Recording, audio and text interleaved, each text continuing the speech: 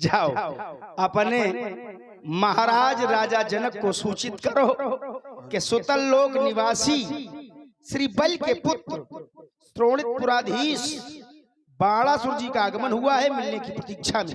अवश्य महाराज, सुतल निवासी श्री बाणासुर जी का आगमन हुआ है, आपसे मिलना चाहते हैं।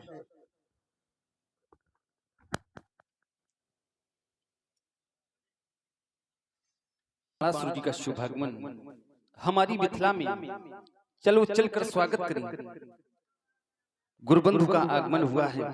वेद विधियों में विहानरत, वेद विद्या विशारद एवं शास्त्रों के सविद स्वाध्यायी श्री बलपुत्र बाणासुर जी, जय जय श्री भोलेनाथ की जय जय काल बदन की अहोभाग्य। आज आपका आगमन हमारी मिथिला में हो गया, हमारा हृदय कहने को बात हो गया। बंधु कहें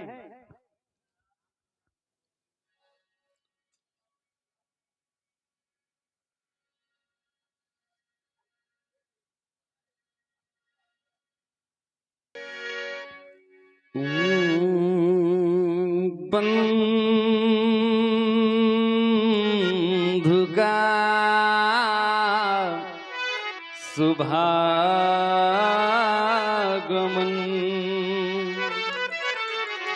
बाण का मधुर मिलन, ये खिल उठी कली कली, महक उठी गली गली, ये तन पुलक पुलक उठा, ये मन हुलस हुलस उठा, पथ निहारते रहे, राह में किए नयन, बंधु का शुभागमन, बाण का मधुर मिलन। इतना ही नहीं, आपका आगमन हुआ, ये साज झंझना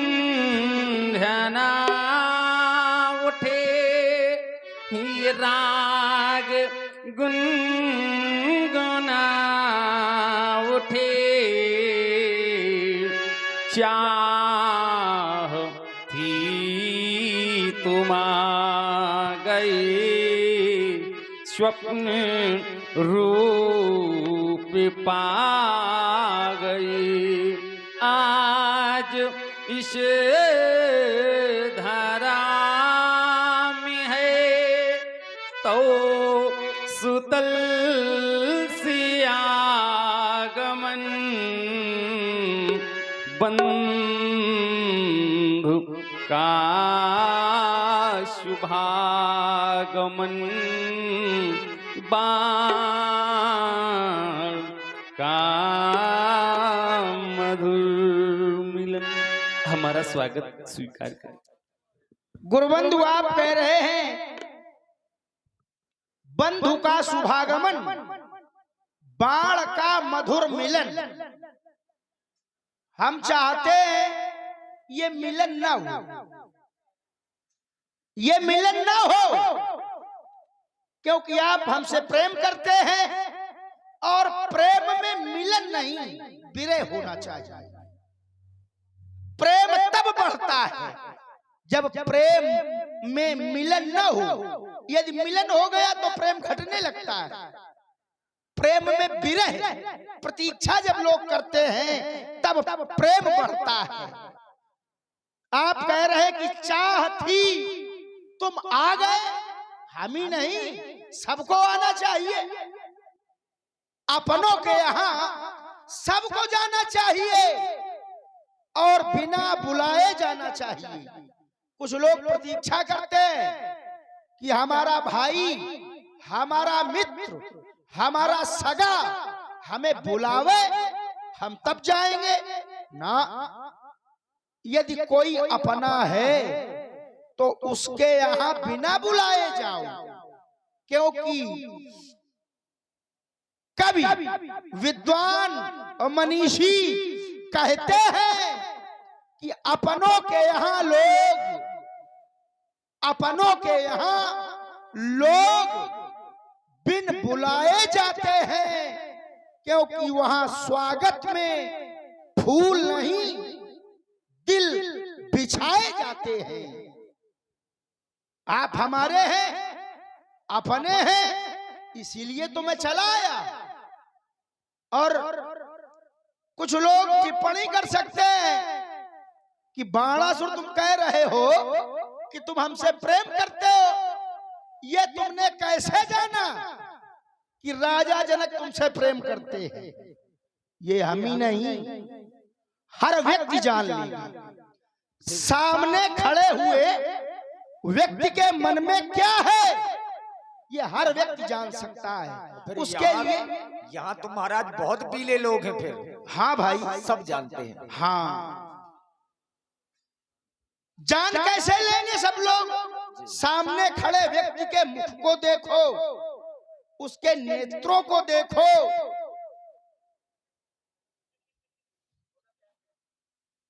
हाँ, इतनी सुंदर चीज ना देखो। सही है। क्यों व्यास जी जी। हाँ, इतनी सुंदर नहीं, जो हम कह रहे हैं केवल वही देखो। उसके वचनों को सुनो कि वो जो वचन बोल रहा है किस भाव से। आकृति, लोचन, वचन, मुख और इंगित चेष्टाचार बतला देते हैं सभी भीतर का ये हाल। तो मैंने जान लिया है कि आप हमें प्रेम करते हैं, तो बस अब कुछ नहीं। मैंने सुना है आपके द्वारा किया हुआ प्रण, और आपके प्रण के साथ हमारी मंगल कामना है। आप यज्ञ के अन्न कार्य देखें, जाएं। सिंहासन पर विराजमान हुई बंधु,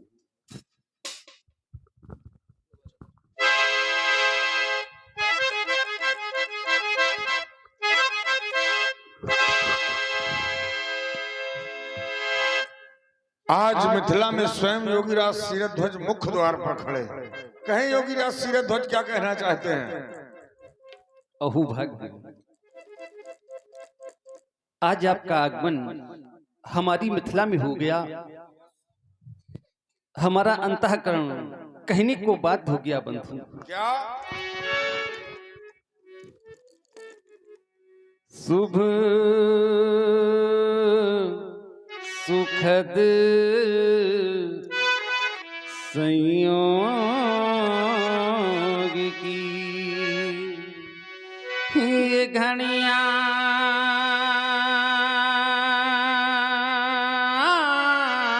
जुड़ी हैं मेरे मन के मीत।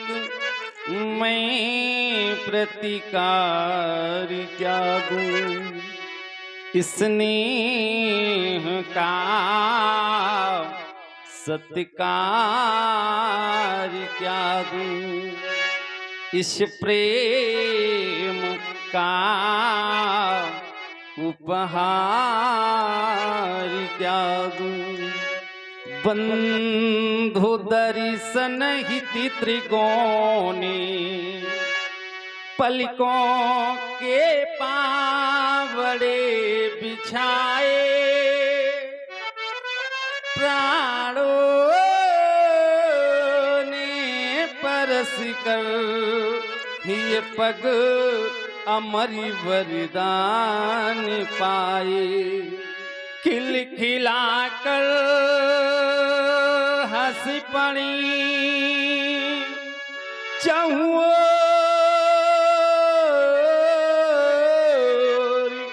कुछ कहते ही कलियां कि लंकेशी बन ऋतुराज जबकि हो स्वयं मिथिला में आए, तुम में अकिंचन ऐसी कृपा, मैं अकिंचन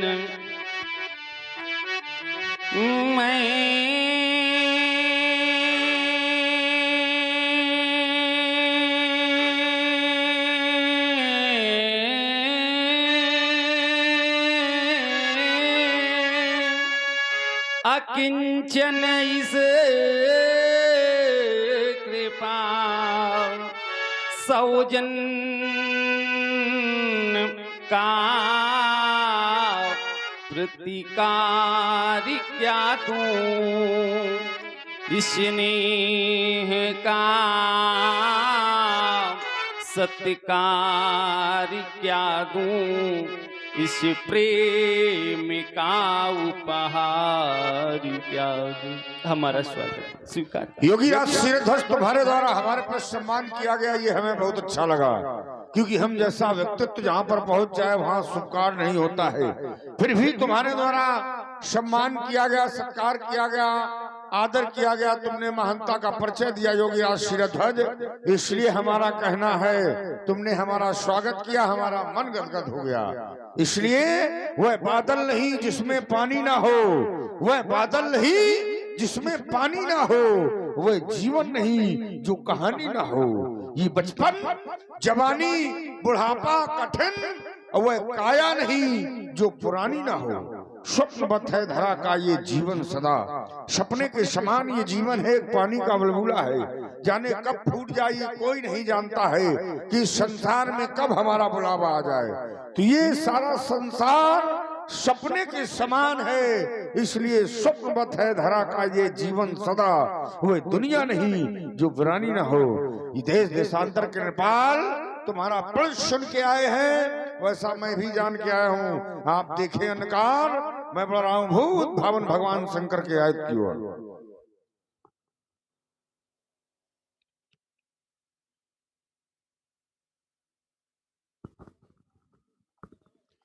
भगवान शंकर के प्यारे आए थे। ये रावण आपको प्रणाम करता है। आज आपको इसी स्थिति में देखकर रावण सोचने में विवश हो गया। मिथिला विद्वानों की नगरी है,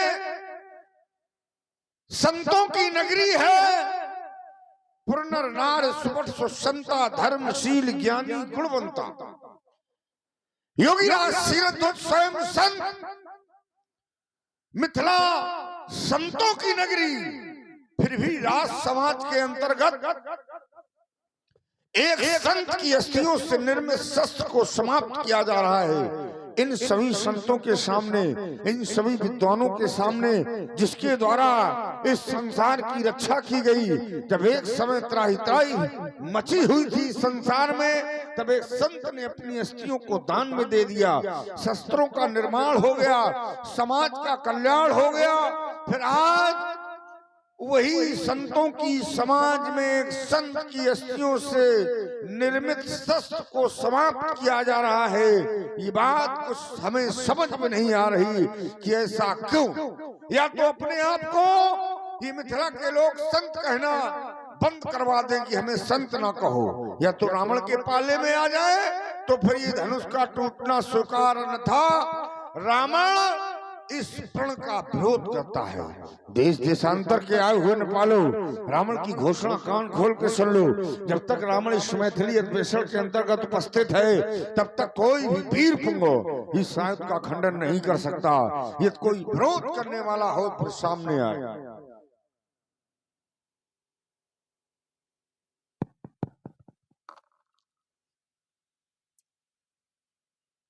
श्रीमान जी आ गए, माने नहीं, आ गए थे तो राजा जनक का सहयोग करना चाहिए था, क्योंकि केवल इन्हीं का नहीं सबका एक नैतिक कर्तव्य है कि यदि कोई भी व्यक्ति किसी कन्या के विवाह में जाए तो सहयोग करे। सहयोग न कर सके तब तक ठीक है, कम से कम उपद्रव तो न मचावे। लेकिन लंका के लोग हैं, जो करें वो थोड़ा। चलो मिलता हूं। वर्तमान समय के प्रकांड पंडित कंचन नगरी के सम्राट दशग्रीव श्री दशानन जी, जय जय शंकर भगवान की। स्वर्णत्रगी के राजकुमार बलपुत्र बाणासुर, जय जय श्री शंकर भगवान की। आपके द्वारा एक चर्चा की गई कि जिनके द्वारा समाज का कल्याण हुआ, जिनके द्वारा समाज की रक्षा हुई, और उन्हीं को राजा जनक तुड़वा रहे हैं, तो राजा जनक क्या कोई अनुचित कार्य कर रहे हैं? ना, उचित कार्य है। क्यों उचित है? क्योंकि समाज के ये प्रतिष्ठित हैं, समाज में इनकी प्रतिष्ठा है। और जो समाज में प्रतिष्ठित होता है, जब किसी को किसी कार्य की आवश्यकता होती है तो वह प्रतिष्ठित व्यक्ति के पास ही जाता है कि हमारा काम बन जाए।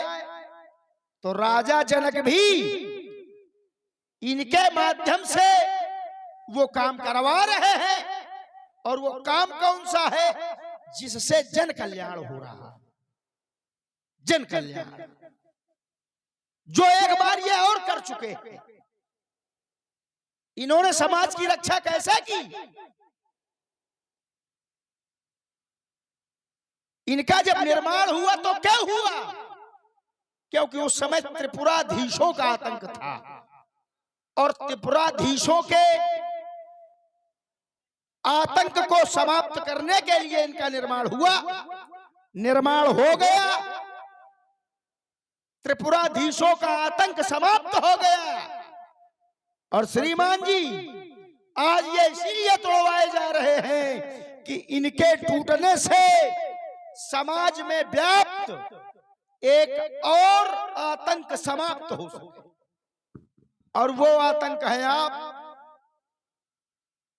इनके टूटने से आप जो समाज में अत्याचार मचा रहे हो, जो आतंक फैलाए हो, वो समाप्त होना है। श्री राम, तुम्हारे द्वारा कहा गया कि संसार में वर्तमान समय में तुम्हारा अत्याचार चल रहा है, और तुम्हारे अत्याचार को समाप्त करने के लिए ही इन्हें तोड़वाया जा रहा है। अब एक बात समझ में नहीं आ रही है, तुम्हारे द्वारा कहा गया कि जब कोई प्रतिष्ठित व्यक्ति को आवश्यकता या प्रतिष्ठित व्यक्ति की आवश्यकता पड़ती है, व्यक्ति उसी के पास जाता है। अब विचार करिए आप लोग, जब समस्या थी, त्रिपुराधीश जैसे अत्याचारियों का इस संसार में आतंक था, तब एक संत ने अपनी अस्थियों को दान में दे दिया, समाज का कल्याण हो गया।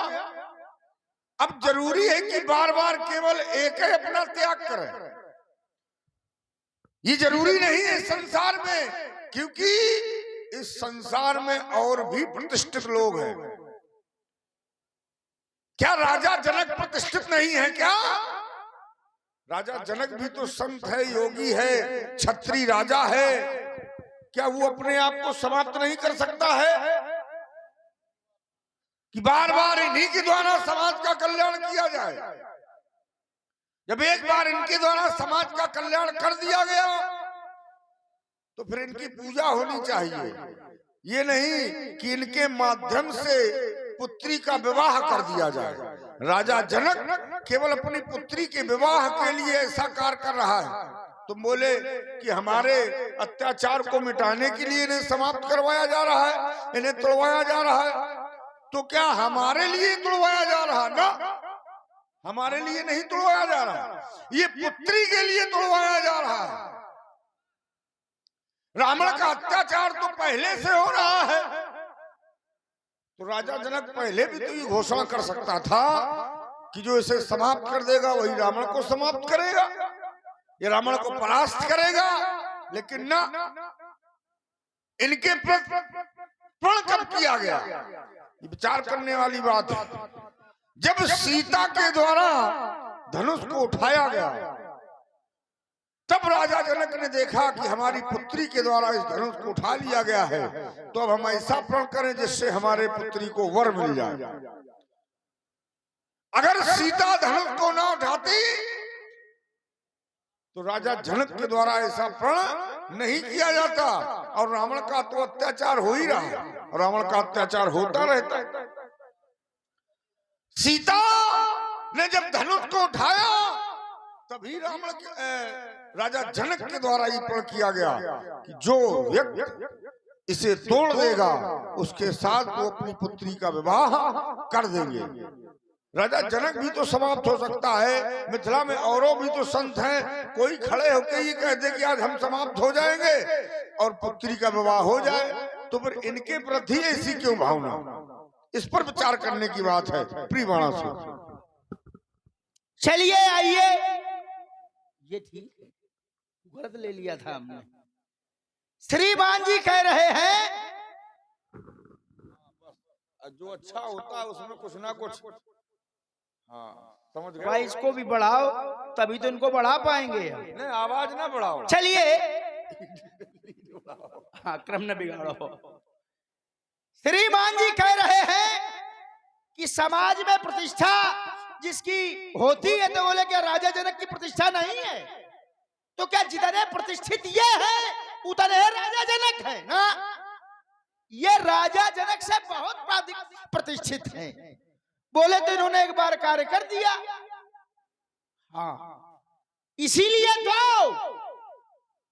जो एक बार किसी कार्य को करने के लिए सक्षम हो जाता है, तब लोगों को उससे आशा होती है कि इस व्यक्ति के पास मैं जाऊंगा तो ये कार्य हो जाएगा, क्योंकि ये सक्षम है।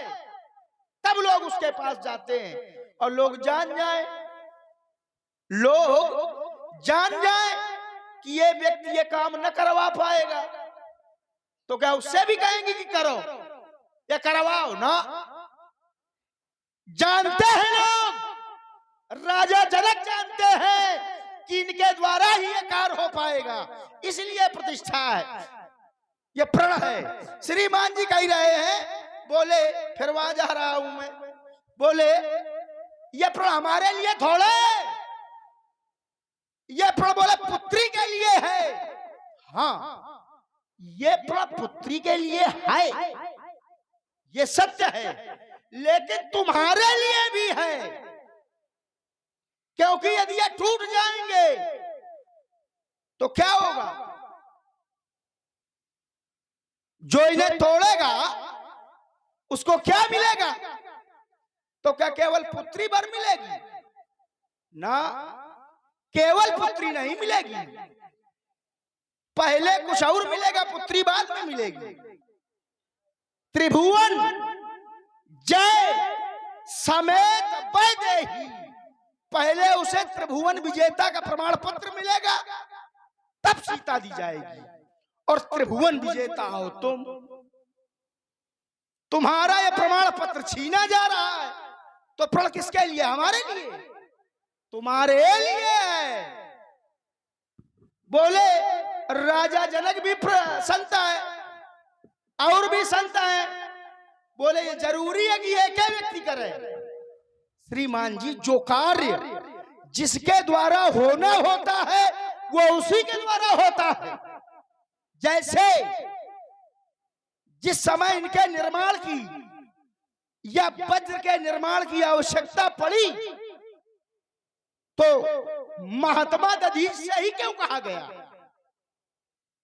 क्या संसार में उस समय केवल महात्मा दधीच ही संत थे? ना, तुम्हारे घर में भी संत थे, तुम्हारे बाप संत, तुम्हारे बाबा संत। चले जाते, कह देते कि दधीच की अस्थियां न लो, हमारी ले लो, क्यों नहीं गए?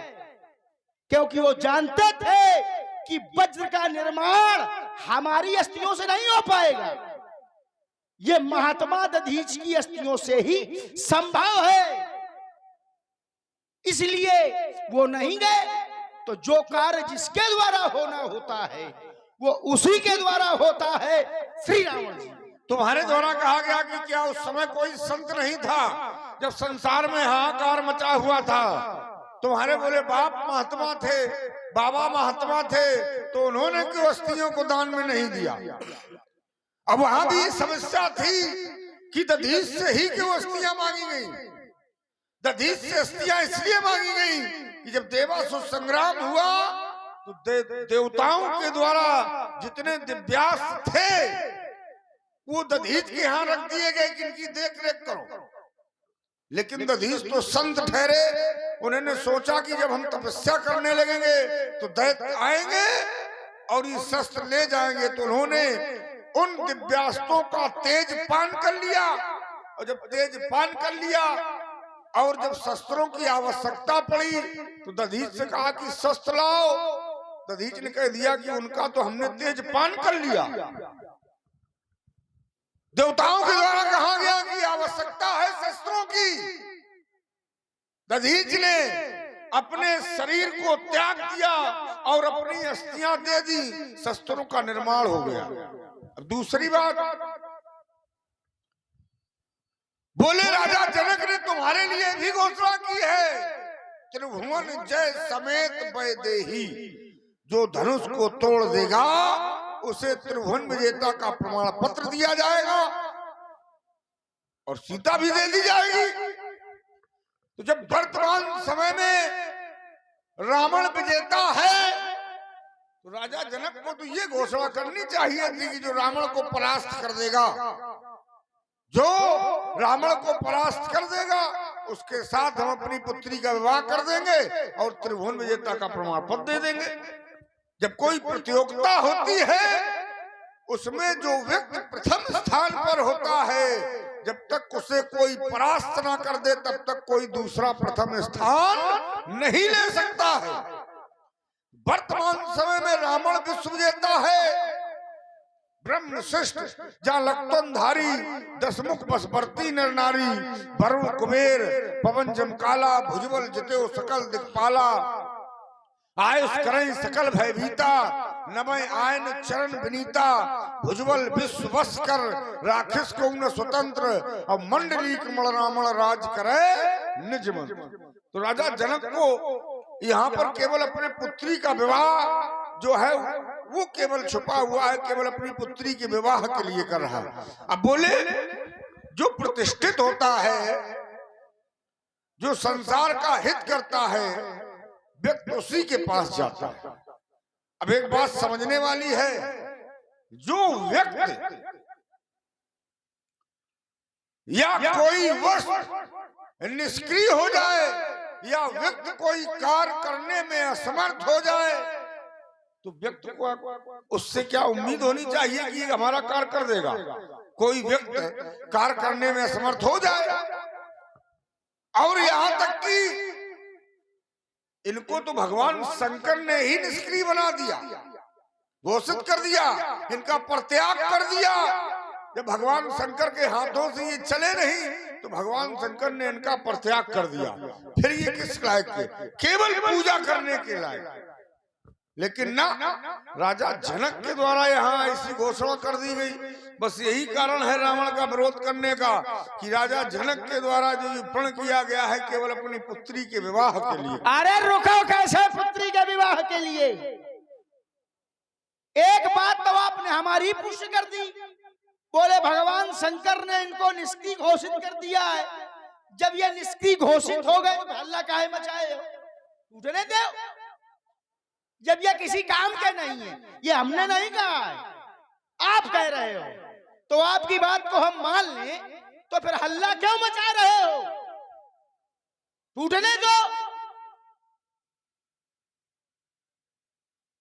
श्री रावण जी, सबसे पहली बात तो इनका टूटना ही उचित है।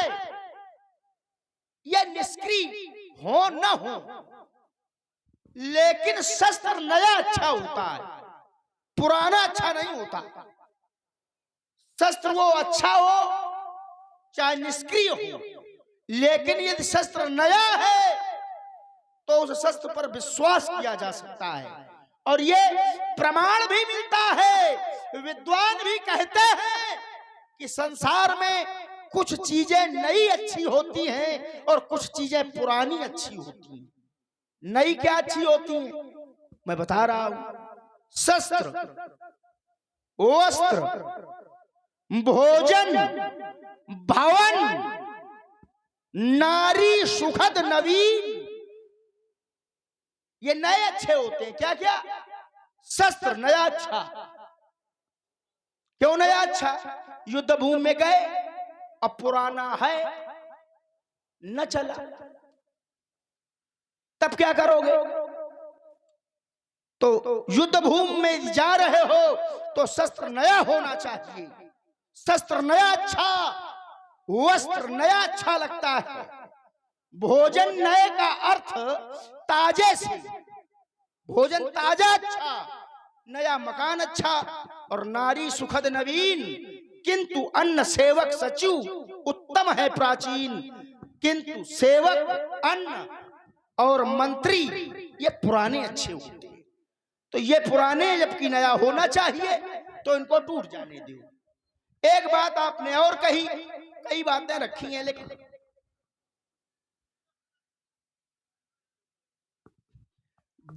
दो ही बातें मैं आपकी छूऊंगा। दूसरी बोले जब तक त्रिभुवन विजेता हम हैं, बना रहने दो, बना रहने दो। जब तक बोले त्रिभुवन विजेता हम हैं, हमें परास्त करे, जब तक हमें बोले परास्त नहीं करेगा तब तक वो त्रिभुवन विजेता कैसे बनेगा? बोले जैसे कोई प्रतियोगिता का विजेता होता है, बोले उसको परास्त करे। हाँ, एक प्रतियोगिता हम भी बता रहे हैं, शारीरिक बल प्रदर्शन प्रतियोगिता, जिसको गांव की भाषा में दंगल कहते हैं। दंगल हो रहा है, एक पहलवान उस दंगल का विजेता है और एक दूसरा पहलवान उस दंगल को हाँक रहा है। तो जो विजेता है, यदि दंगल का विजेता उसको रहना है तो दंगल हाँकने वाले पहलवान से कुश्ती लड़े और उसको कुश्ती में हरावे और अपना प्रमाण पत्र सुरक्षित रखे। और यदि विजेता पहलवान कुश्ती नहीं लड़ रहा है तो जो दंगल हाँक रहा है उसको विजेता घोषित कर दिया जाता है। तो ये प्रमाण पत्र तुम्हारा कैसे बचेगा? भाई ये प्रतियोगिता चल रही है कि जो इसको तोड़ देगा उसको त्रिभुवन विजेता बनाया जाएगा। तो अपना प्रमाण पत्र सुरक्षित रखना है तो इसको तोड़ो, और न तोड़ो तो चुपचाप लंका जाओ, 3-5 न करो। हाँ, ये बात तुम्हारी सही है। और 3-5 हम जरूर करेंगे क्योंकि हमारा स्वभाव ऐसा है। हम तो पापी हैं, अत्याचारी हैं, हम स्वीकार होने नहीं देते हैं, तो हम तो 3-5 करेंगे। लेकिन वही बात देखो फिर तुमने पुनः कही, और वही बात मैं कह रहा था कि जब कोई प्रतियोगिता में व्यक्ति प्रथम स्थान पर है तब उसे तो परास्त करे। जब रावण है, रावण विश्व विजेता है, तो राजा जनक को ऐसी घोषणा नहीं करनी चाहिए। जब एक त्रिभुवन विजेता है तो फिर दूसरे को होने का आवश्यकता नहीं, या तो उसे परास्त करो तब दूसरा हो। दूसरी बात बोले जब इन्हें निष्क्रिय घोषित कर दिया गया, भगवान शंकर के द्वारा इनका परित्याग कर दिया गया है, तो फिर टूट जाने दो। तुम क्यों विरोध कर रहे, क्यों हल्ला मचाए हो? बड़ी अच्छी सोच समाज में रखी गई तुम्हारे द्वारा। बोले पुराने हो गए हैं, निष्क्रिय हो गए हैं, तो इन्हें समाप्त कर दो। अब एक हम उदाहरण दे रहे हैं, आप लोग समझना। कोई व्यक्ति बुजुर्ग हो जाए, कार्य करने में असमर्थ हो जाए, अब वो कार्य करने लायक नहीं है, केवल लेटा रहता है, भोजन करता है। अब उसके पुत्र क्या सोचे कि अब ये तो कार्य करने लायक है ही नहीं, कार्य करने में असमर्थ है, तो इनको समाप्त कर दो। ऐसा होना चाहिए। नहीं होना चाहिए। जब ये निष्क्रिय हो गए हैं तो क्या जरूरी, और जब निष्क्रिय हो गए हैं तो निष्क्रिय के माध्यम से इतना बड़ा प्रमाण पत्र दे दिया जा रहा है, ये भी तो सोचने वाली बात है। कोई वस्तु निष्क्रिय हो जाए उसके माध्यम से त्रिभुवन विजेता का प्रमाण पत्र दे दिया जाएगा, ये भी अनुचित। हाँ, बोले नया कौन अच्छा, पुराना कौन अच्छा, हमें तुम्हारी सब बात स्वीकार है, केवल एक बात अच्छी नहीं लगी। बोले नारी नवीन सुखद, यानी नारी नई हो तो वो सुखदाई है। अब बुढ़ापा में क्या उसको छोड़ दोगे कि मार दोगे? अच्छा ज्ञान दे रहे हो। बोले नारी नवीन सुखद है, और यदि वो बुजुर्ग हो जाए तो क्या उसे छोड़ दिया जाएगा कि समाप्त कर दिया जाएगा?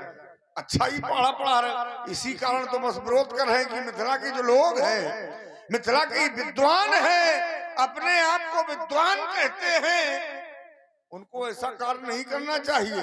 बस यही विरोध करने का कारण है। तो देखें कैसा समरधीर रणकौतुक आज दिखाता है कौन क्रांतिकारी नरनाहर जो रणभेरी आज बजाता है। अरे धनुष कर्षण नहीं होगा, ये अंगारे लो लपटेगी, अंगारों का घर्षण होगा, अब नहीं धनुष कर्षण होगा। अरे होगा, क्योंकि गुरुवर ने दे दिया इसे, तो शैवों की नहीं बपौती है, और निमकुल ने पूजा वर्षों से, इससे उनकी ठकुरौती है। निमकुल को छोड़ इस आयुध को इस धरती पर किसने पूजा? तुम भी तो हो महाशैव, तुमने ये आयुध कब पूजा? कभी एक लोटा जल चढ़ाया आकर? राजा जनक इसके अधिकारी हैं, जैसा चाहेंगे वैसा होगा। और आज मैथिली प्रतियोगिता में इस अजगव का खंडन होगा। जो इसका खंडन करेगा, जो इसे दो भागों में विभाजित कर देगा, समझ लो रावण उसके भी दो खंड कर देगा, चाहे कोई हो वो। कितों के किए? अच्छा, और क्या? अगर किए ना होते तो हमारे भय से ही देवता कंदराओं में ना छुप जाते, हमारे भय से ये राजा अपने महलों को छोड़ के भाग ना जाते।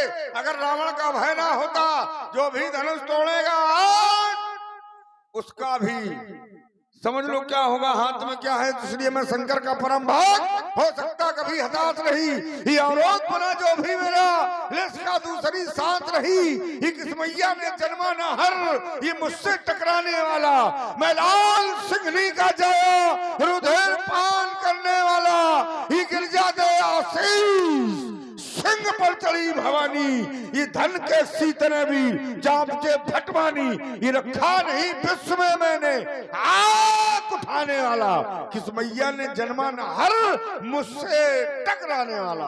अरे मैया ने ना नाहर जाया जो मेरी ये टक्कर झेल सके, और मैं हूं वो ठंडी आग नहीं जो जी चाहे सो और खेल सके। ये वीरता तुम्हारी जरत हुई, बुढ़ापा देख के छोड़ रहा हूँ, मैं तरुणाई की बेला हूँ। तुम दलबल लेकर भी निर्बल हो, मैं सक्षम स्वयं अरे ये अकेला हूँ। 10 कंधर डींग मारते हो पर लड़की आंधी जब आवेगी, और मेरे बाणों की ज्वाला जब ये अंगारे बरसावेगी, तो लोहा लंगड़ लेकर पंडित इस मिथिला से ओ भागोगे, और पड़ गए हमारे चक्कर में तो लंका पथ पानी मांगोगे। ये तुमने युद्ध करने की ठानी है, जिस रावण ने भी ठानी है। आज पता चल जाएगा कि दूध में कितना पानी है। तुम संगीत साधना के साधक, तलवार चलाना क्या जानो, करबंद बखावत बाजे की ये लड़की के विधियां पहचानो, ये रणबर पौरुष हाट जहाँ ये प्राणों का सौदा होता है, ये बड़े बड़े पीरों का ये वीरत्व जहाँ पर रोता है, ये गाते भैरव गीत जहाँ ये मचलती छड़ छड़ जवानी, अब बाण कभी परखा जाता किसमें कितना पानी, किसमें कितना पानी। और उसके पहले कह रहे थे किस दूध में कितना पानी है। क्या लंका में ये होता है कि दूध में लोग पानी मिला देते हैं? भाई हमारे यहाँ तो दूध शुद्ध रहता है, हाँ मिलावट वाला नहीं है। और रही बात किसमें कितना पानी है, तो ये मैं तुम्हें बताए देता हूँ। अरे ज्ञानी होकर जो समझ न पावे वो भी कैसा ज्ञानी है। और आज पता चल जाएगा कि किसमें कितना पानी है। पानी तो होता है केवल अरे हम जैसे पानी वाले ही वीरों में। और आज देख लेना तुम पानी इस बाणासुर के तीरों में, कितना पानी इस नाहर में।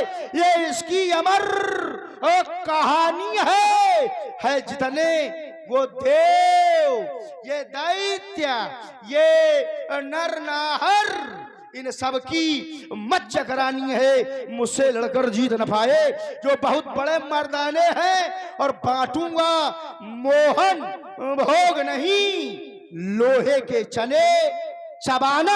मुझे छेड़ा बाणासुर, ईवान मेरा झेल सकोगे। अरे लड़े हैं मर्दानों से, हीरे सिंहों से कब खेल सकोगे। मैं महाकाल विकराल भीषण लपटों की ज्वाला, मैं बिस्तर की फुंकार, ही धड़कता बिस्का तीखा प्याला। ये मेरे ऐसे धड़ा कांपती, ये जग हो जाता मौन। इस महावेग आंधी को रोक सकेगा कौन। अरे महावेग बल्ला की आंधी को रोक सकेगा कौन। तुम एक बात बता दें, हम सामने खड़े हैं। क्या? जो अरमान हो मिटा लो, वो पौलुस के पौरुषो सावधान, सबसे की शान भुला दूंगा। और रनिवासों के सोने वाले रावण रण करना आज सिखा दूंगा। और बाणों की वो भीषण ये बौछारों से उस अंबर में आग लगा दूंगा। ये 10 भुजाएं, ये 20 काट तुमको यमपुर पहुंचा दूंगा। और छीनूंगा ये लोहा लंगड़ इस मिथिला से मार। ये पहचानो इन प्रबल भुजाओं को, मैं वो भीषण ज्वाला हूँ। ये न लसका दूं पिघला दूं बरसलाओं को। ये वो बाणों की वर्षा से ये चटके चट्टान, ये टूटे पहाड़, ये मही डोल उठे, ये थर्रान से सोलर चलने की धार। ये तिनियन विलोचन विश्वनाथ सोए सुरशंकर जाग उठे। ये लंकेश हिमालय पर चढ़कर ये दहलादू दसों दिशाओं को, ये पहचानो प्रबल भुजाओं को। देखो ये है रावण, जिसने कभी अपने बाप की न मानी हो, हमारी क्या मानेगा वो। दोबारा कहो इसको, दोबारा कहो। अच्छा, लेकिन ये किसी की माने और चाहे न माने, आज यहां ये कुछ न कर पाएंगे ना। ये अजगर टूटेगा, राजा जनक का प्रण भी पूर्ण होगा, सीता का स्वयंवर होगा। और सबसे मुख्य बात, जो बहुत थोड़े लोग बचे, और वो बचे वाले भी लोग हमको दिखाई नहीं दे रहे हैं, बड़ा दूर बैठे हैं। हाँ, तो सभी लोग एक बार प्रेम के साथ में जय घोष करें, अपने दोनों हाथों को उठा करके बोलिए शंकर भगवान की जय, जय शंकर की। मैं किस सेठ यहाँ पर आया था, बाणासुर की वार्तालाप पे अपना समय नष्ट कर दिया।